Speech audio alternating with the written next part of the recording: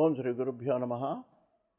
మంత్రబలం శీర్షికలో భాగంగా మరయ్య కొంతమంది పొద్దున్నే సంధ్యావందనం అది చేసుకుంటారు, సూర్యారాధన చేస్తారు. అవన్నీ కొన్ని వర్ణాలకి సంధ్యావందనం లేదు. మరి వాళ్ళు కార్మికులు కర్షకులు ఉన్నారు, పొద్దున్నే పొలాలకు వెళ్ళిపోతుంటారు, ఎప్పుడో వస్తుంటారు, సాయంకాలం ఎప్పుడో స్నానం చేస్తుంటారు. కొంతమంది అయితే మేము సూర్యారాధన ఎలా చేయాలి, ఒకళ్ళు ఉంటే కూడా మేము ఏం చేయాలి అని కొంతమందికి అనుమానం రావచ్చు. ఇటువంటి వాళ్ళ కోసం మన పెద్దవాళ్ళు ఒక శ్లోకాన్ని చెప్పారండి, దాన్ని మీకు మనవి చేస్తాను.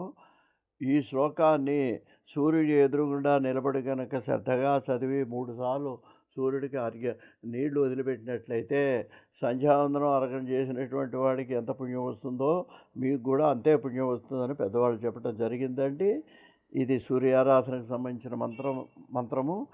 ఇది నేను నెమ్మదిగా చెప్తాను, మీరు వీలైతే రాసుకోవటం కూడా ప్రయత్నం చేయండి.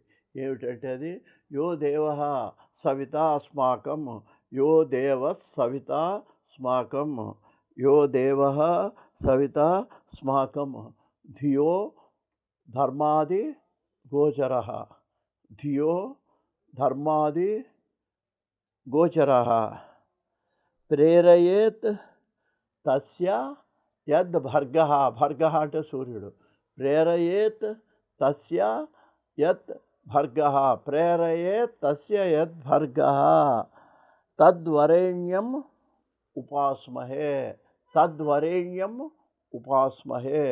ఈ శ్లోకాన్ని మీరు రాసుకొని దీనికి సూర్యుడు ఎదురుగుండా చదివి అన్ని వర్ణాల వారు నిస్సంకోచంగా దీన్ని చదివినట్లయితే ఒక బ్రాహ్మణుడు సంధ్యావందనం చేసిన వాడికి ఎంత పుణ్యం వస్తుందో ఈ శ్లోకం చదివిన వాడికి అంత పుణ్యం వస్తుందని పెద్దలు చెప్పారండి.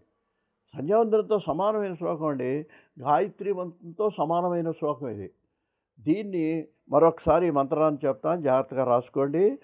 యో దేవ సవితాస్మాకం, యో దేవ సవితాస్మాకం, ధియో ధర్మాది గోచర, ప్రేరయేత్ యస్య తద్భర్గ, తద్వరేణ్యం ఉపాస్మహే. యో దేవ సవితాస్మాకం, ధియో ధర్మాది గోచర, ప్రేరయేత్ తస్య యద్భర్గ, తద్వరేణ్యం ఉపాస్మహే.